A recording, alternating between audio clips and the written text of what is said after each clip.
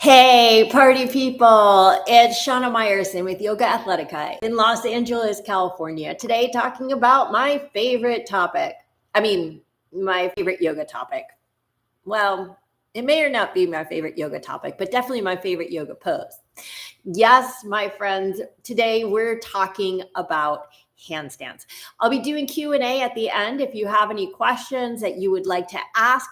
But let's get this party started. Today, I'm talking about how handstands will change your life. Okay, that might sound like a big claim, but I'm here to tell you this because handstands changed my life. And so if they changed my life, they can change your life. I'm going to tell you exactly how. Now, I know this is going to sound a little bit weird. I'm going to be doing today's class in headstand. Now, why? Why am I doing it in headstand? First of all, there's so many people who don't know the difference between a headstand and a handstand. They say headstand, they mean handstand. They say handstand, they mean headstand. I do know the difference. And the differences are huge. But here's the thing. You can't stay in a handstand for 10 or 15 or 20 minutes, but you can stay in a headstand forever.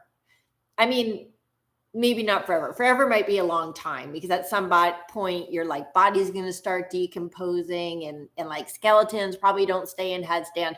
But in theory, you could stay in headstand for a really long time. For me, a half-hour headstand is a pretty normal thing. And so just because a headstand is more interesting than just sitting here and looking at the camera, and I'm going to explain another reason why. Here we go. Main thing, here I am owning my awesome. It might be backwards. Own your awesome. And now you get the gratuitous butt shot. Sorry. Here it is. Hi, guys. Okay, don't worry. The butt shot doesn't last too long. Okay, this is it, folks. Today, we talk about how handstands are going to save your life in headstand. Now, why handstand? Why am I so obsessed with handstand and not headstand? Well, here's the thing, folks. I did the first headstand I ever tried right into a pike. Now, I'm not saying this because I'm trying to show off or anything like that. The reason I'm saying it is because we get the most from the things that we work the hardest for. Now, when you just go into a pose, it's just not that interesting. It's just not that exciting. It's just something that for whatever reason happens to be in your DNA. And I'll go ahead and argue that not only do we get the most from the things we work the hardest from, but we learn the most from our life's biggest challenges. And so if you're like most people, handstand is a bit of a challenge. Yes? For me, it sure was. It took me a while to get a headstand. Not like my did I say headstand? I mean handstand. It took me a while to get a handstand. I had to work on it like every day for like a really, really, really long time, months. Maybe even years. I don't remember because nobody taught me how to handstand. I had to teach myself. And there's something to be said for that too. However, if you want to master a handstand, the best way to master a handstand is to have a handstand master like me. So here's the thing, folks. When you reside exclusively in your comfort zone, there is no room for growth. No room for growth. Okay? Here I am in my comfortable living room in a simple headstand. I'm not growing right now. I'm doing some little movements, whatever. Most people in the world live in their comfort zones. Okay? I don't think that we were put on this earth to just exist. And yet that is how most people live their lives. You think you're challenging yourself by standing in a warrior every day. But the fact is, maybe you're challenging your muscles But at what point are you willing to challenge your ego? Okay? Because in case you haven't gotten the memo, yoga says that you have to release your ego in order to practice yoga. Now, just doing asanas does not make you a yogi, a yogini. It doesn't even mean you're practicing yoga. Yoga is your mind, your body, and your spirit all in the same place. And so, in order to let go of your ego, there's actually two things that need to happen. Okay? One is you need to let go of your egotism. Don't be proud if you can do a handstand. And don't be ashamed if you can't. It doesn't matter. The only thing that matters is that you try. Oh, and that when you fall, you get back up. But here's the flip side of the ego that most people don't understand. The other side of ego is paralysis of trying new things for fear of failure. I know that sounds like the opposite of ego. It's not.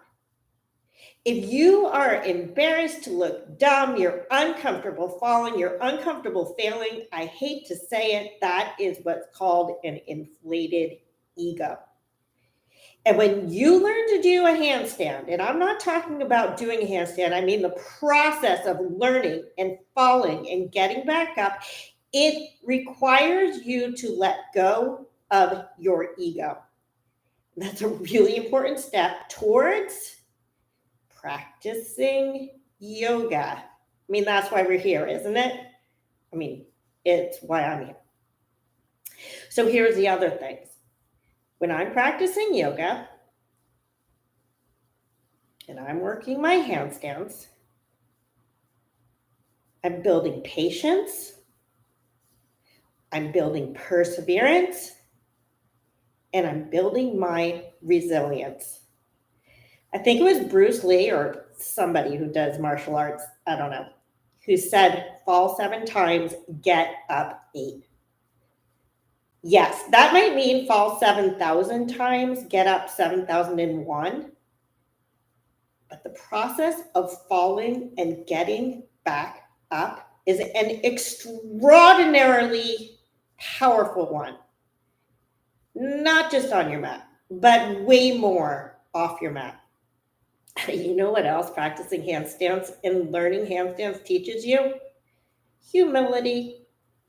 Remember that ego thing? When we let go of our attachment to the result and instead we move into the process and owning our awesome, then that is when we get self-empowerment, self-confidence, and we grow as humans. Yes, folks? All of that just from a handstand. Oh, and more. I have a bit of news for you. We, as humans, tend to try to be perfectionists, to do everything just a certain way. But here's the news flash. There has never been a perfect person in this world. There never will be, and it's very unlikely that you will be the first. I say this in the nicest possible way, but when you own your fallibility, you actually, believe it or not, own your power, because there's an incredible strength in vulnerability. And if you realize that there is no failing, not in this process of handstanding, this is a headstand, and not in the process of living, then falling becomes something you start to invite, because it teaches you those lessons that you really, really, really need to learn. You know what I love also about handstanding?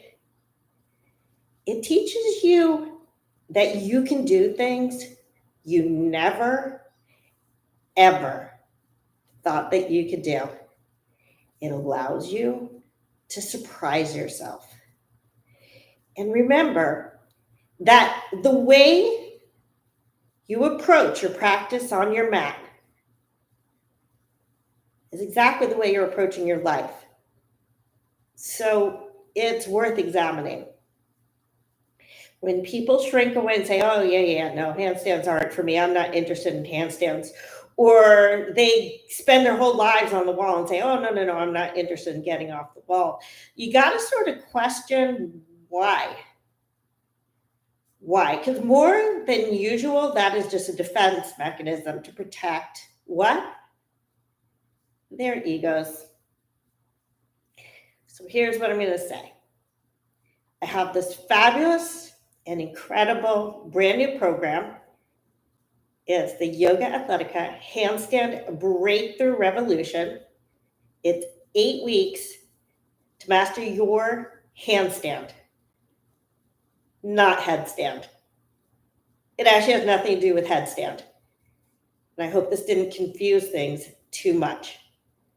But the main thing is this: handstands will help you to own your awesome. In my program, we work not just on handstands, but on all the other things we just discussed. Mostly the self-confidence piece, the self-empowerment piece, and living up not just to our handstand potential, but to our life's infinite potential. I put a link in the chat if you want to explore and set up a free breakthrough session with me where we can see if it's a program that's right for you. Oh, I should have mentioned. At this time, the program is open only to women because there's a lot of vulnerability and sharing that goes on. And I want to make sure the community always feels connected and safe with each other. At a later date, I will be opening it up to men. So if you're interested, let me know and I will put you on that wait list. So that being said, it's time to come off my head. Woo, I just kicked my table. Gratuitous butt shot. Gratuitous butt shot is over. And if you have any questions, let's see what you got. I'm going to go into the chat here. So I'm looking at Andy. Thank you so much for that adorable little emoji. I wouldn't even know how. Oh, I guess you put it like, that's not even an emoji, but what is that? A GIF? That was super killer. There's an old saying in Japanese used by many martial artists to represent tamashi, or indomitable spirit. The saying is nana koribi yaoki. I'm really probably butchering that, which translates as fall 7 times, get up 8. Oh, that's exactly what I said. That goes a long way towards explaining a couple of things. Okay, well, I assume that there are no questions today, and that is completely fine. You know where to find me. If you have questions, just put them in the comments at any time, or you could always contact me through my website, YOGAthletica.com. And don't forget, I also have my Patreon channel if you would like to join my Patreon community, as well as my Vimeo channel of full-length classes. And of course, there's YouTube. Signing off. Have an awesome day. And don't forget, own your awesome.